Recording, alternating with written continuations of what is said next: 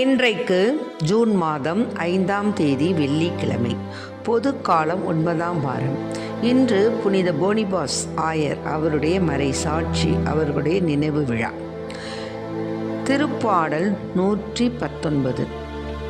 உம் திருச்சட்டத்தை விரும்புவோர்க்கு நல்வாழ்வு உண்டு. உம் திருச்சட்டத்தை விரும்புவோர்க்கு நல்வாழ்வு உண்டு. இன்று தேவன் நமக்கு தரும் ஜீவநீர் ஊற்றான இறை வார்த்தைகள். நற்செய்தி புனித மார்க் எழுதிய நற்செய்தி இயல் 12 இறை வார்த்தைகள் 35 37 முடிய. அக்காலத்தில் இயேசு கோவிலில் கற்பித்து கொண்டிருக்கும் போது, மெசியா தாவீதின் மகன் என மறைநூல் அறிஞர் கூறுவது எப்படி? தூய ஆவியின் தூண்டுதலால் ஆண்டவர் என் தலைவரிடம், நான் உம் பகைவரை உமக்கு கால்மனை ஆக்கும் வரை நீர் என் வலப்பக்கம் வீட்டிரும் என்று உரைத்தார் என தாவீதே கூறியுள்ளார்.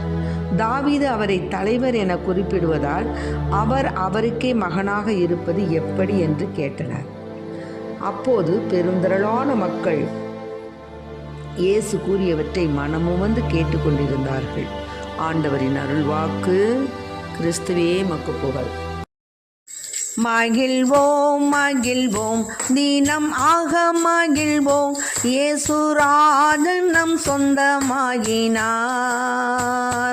இந்த பார்தலத்தின் சொந்தக்காரரவர், எந்தன் உள்ளத்தில் சொந்தமானார்.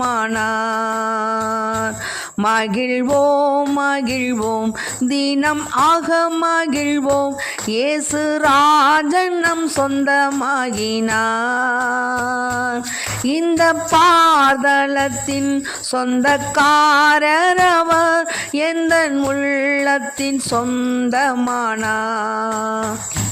ஆனந்தமே பரமானந்தமே, இது மாபெரும் பாக்கியமே. ஆனந்தமே பரமானந்தமே, இது மாபெரும் பாக்கியமே. இந்த பார்தலத்தின் சொந்தக்காரரவர், எந்தன் உள்ளத்தின் சொந்தமானார். சின்னம் சிறு வயதில் என்னை குறித்து விட்டார், தூர போயினும் கண்டு கொண்டார். சின்னம் சிறு வயதில் என்னை குறித்து விட்டார், தூர போயினும் கண்டு கொண்டார். தமது ஜீவனை எனக்கும் அளித்து, ஜீவன் பெற்றுக்கொள் என்றுரைத்தார். ஆனந்தமே பரமானந்தமே, இது மாபெரும் பாக்கியமே. ஆனந்தமே பரமானந்தமே, இது மாபெரும் பாக்கியமே. இந்த பார்தலத்தின் சொந்தக்காரரவர், எந்தன் உள்ளத்தில் சொந்தமானார்.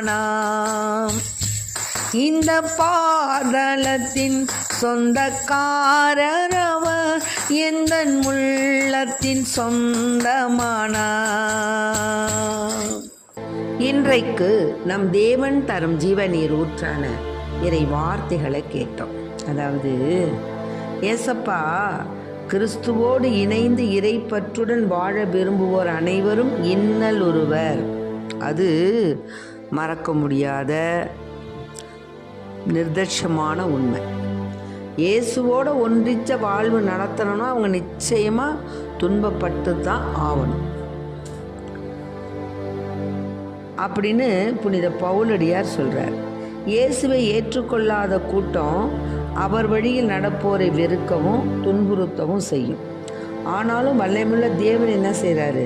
தன்னை ஏற்றுக்கொண்டவர்களை கைவிட மாட்டார் அப்படின்னு பவுலடிகளார் சொல்கிறார். ஒன்று சொல்கிறாரு,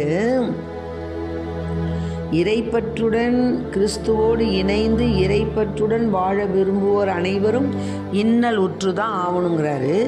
அடுத்தபடியாக என்ன சொல்கிறாருன்னா, தன்னை ஏற்றுக்கொண்டவர்களை கைவிட மாட்டார் அப்படின்னு சொல்கிறார். அதனால் இயேசுவின் பாதையில் நற்செய்தியின் விழுமியங்களை நம்பிக்கையோடு நம்ம கடைபிடித்து ஆண்டவருடைய உண்மையான சீடர்களாக வாழ நாம் இறைப்பற்றுடன் வாழ்வோம். அந்த இறைப்பற்றுடன் வாழும்பொழுது நமக்கு வரக்கூடிய இன்னல்களை ஏற்போம்.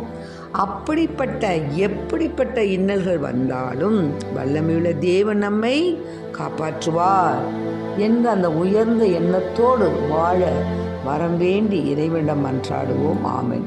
Price the Lord. மரியே வாழ்க.